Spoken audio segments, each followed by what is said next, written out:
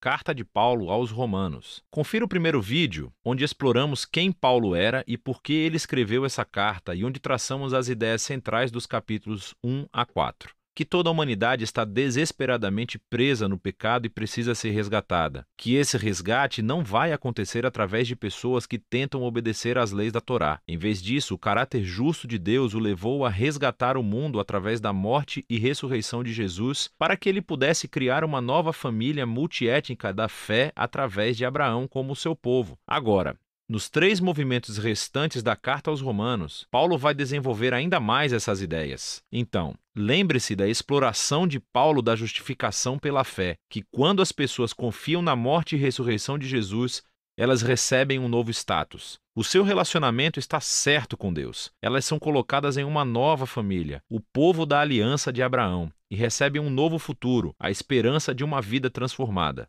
Agora, Paulo quer mostrar como essa realidade deveria reformular cada parte da nossa existência. Porque estar nessa família significa fazer parte de uma nova humanidade que Deus está criando através de Jesus e do Espírito. Então, Paulo volta ao primeiro personagem humano da história bíblica, Adão.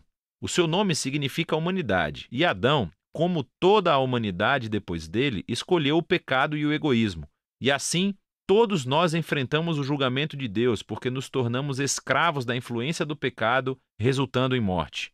Mas então, Paulo compara Adão a Jesus, e ele é o novo Adão, um humano que viveu em obediência fiel a Deus, demonstrado através do seu sacrifício de amor. E agora Jesus oferece a sua vida como um presente para os outros, para que possam ser justificados diante de Deus. E assim, Jesus permanece como cabeça de uma nova humanidade que está sendo transformada por este dom, o que nos leva ao capítulo 6. Paulo lembra a esses cristãos em Roma que escolher seguir a Jesus significa deixar a antiga humanidade de Adão que eles têm e entrar na nova humanidade de Jesus. E o batismo deles era um símbolo sagrado dessa transição. Sua velha humanidade morreu com Jesus e sua nova humanidade ressuscitou com ele dentre os mortos. Então, quando uma pessoa confia em Jesus, a sua vida se une à vida dele. O que é verdade nele agora é verdade neles. É quando as pessoas aceitam sua identidade como seres humanos semelhantes a Jesus que elas estão liberadas para se tornarem seres humanos de todo o coração, que podem verdadeiramente amar a Deus e ao próximo. Agora, se criar esta nova humanidade sempre foi o propósito de Deus, Paulo pergunta no capítulo 7, qual foi o objetivo de Deus ao dar a lei ou a Torá a Israel? Quando Paulo usa essa palavra, a lei, ele às vezes quer dizer o enredo e a mensagem dos 5 primeiros livros da Bíblia, mas outras vezes ele está se referindo mais especificamente às centenas de mandamentos dados através de Moisés e que são encontrados na Torá. Aqui, o foco de Paulo é no segundo significado.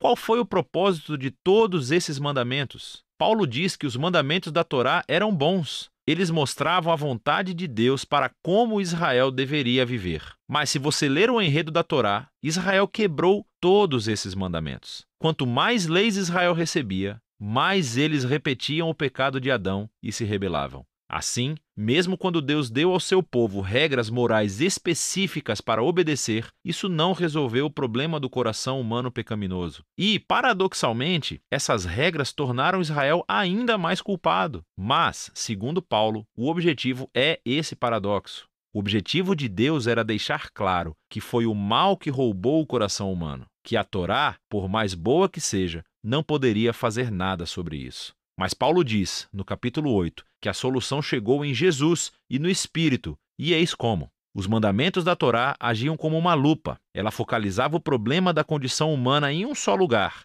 o povo de Israel. Mas agora, o representante de Israel, Jesus o Messias, pagou e lidou com todo esse pecado através da sua morte e ressurreição. E agora Jesus liberou seu Espírito em sua nova família para transformar seus corações de modo a que eles possam realmente cumprir o chamado de todos os mandamentos da Torá para amar a Deus e ao próximo. E não para por aí. A renovação dos seres humanos por Deus é o primeiro passo da sua missão maior de resgatar e renovar toda a criação, tornando-a num lugar onde o amor de Deus é a palavra final. Agora você pode ver como os capítulos de 1 a 8 são um longo fluxo de pensamento, mas isso levanta outras questões. Se tudo isso foi o objetivo de Deus, qual é a situação atual dos companheiros israelitas de Paulo que não reconhecem Jesus como o Messias? Como essa história cumpre as promessas de Deus para eles? Bom, Paulo começa no capítulo 9 com a sua própria angústia sobre os seus companheiros israelitas que não acham que Jesus é o Messias. E isso o leva a refletir sobre Israel no passado, na história do Antigo Testamento. E ele nos lembra que simplesmente ser da etnia israelita, ou seja, um descendente físico de Abraão, nunca tornou automaticamente as pessoas em membros fiéis da família da aliança.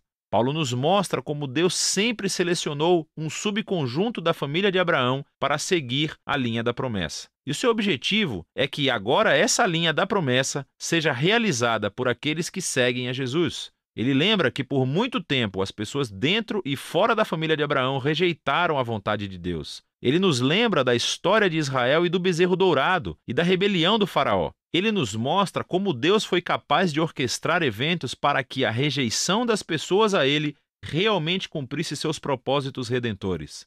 E assim, no capítulo 10, Paulo volta o seu foco para Israel no presente. A razão pela qual muitos israelitas rejeitam a Jesus é porque eles estão baseando a sua relação de aliança com Deus no desempenho dos mandamentos da Torá. E muito tristemente, eles não reconhecem o que Deus fez através de Jesus para criar uma nova família da aliança baseada na fé. E assim Paulo pergunta no capítulo 11, qual é o futuro de Israel? Deus abandonou seu povo? Não, diz ele. Há toneladas de judeus, incluindo ele próprio, que reconhecem Jesus como seu Messias.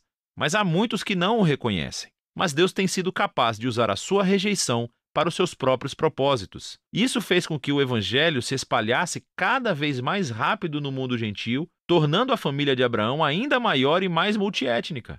Paulo descreve a família da aliança de Deus como uma grande oliveira, e os que rejeitaram Jesus são os galhos que foram quebrados, por assim dizer. E esses gentios são como galhos selvagens que foram transplantados na árvore genealógica.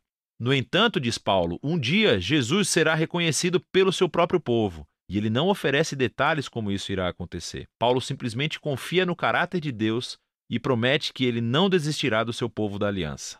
O que completa a transição para a seção final do livro, capítulos 12 a 16. Mas lembre-se do esboço geral da história. Por causa da sua fé em Jesus, judeus e gentios estão agora juntos na família de Abraão, essa nova humanidade que está sendo transformada pelo Espírito de Deus. E assim é como Deus está cumprindo as suas promessas antigas. Portanto, a única resposta razoável é que esses judeus e cristãos não judeus sejam unificados como a igreja. Nos capítulos 12 e 13, ele mostra que essa união virá do compromisso de amar e perdoar um ao outro. E esse amor será refletido através do povo da aliança, usando seus diversos dons e talentos para servir uns aos outros na igreja, assim como a existência da humildade e do perdão.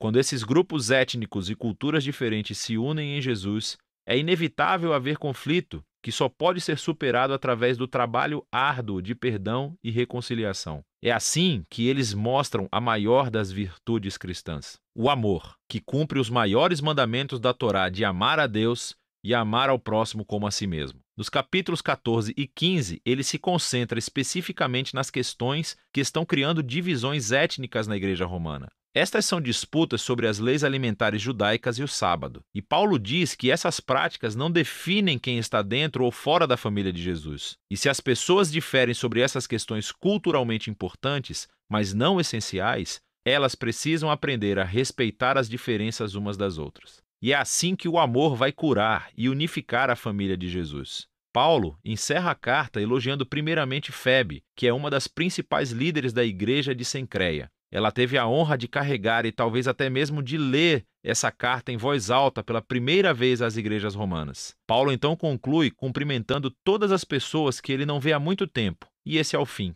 Uau! Agora você pode ver melhor como todas as peças dessa carta se encaixam e mostram a profunda obra-prima que ela realmente é. É disso que trata a carta aos Romanos.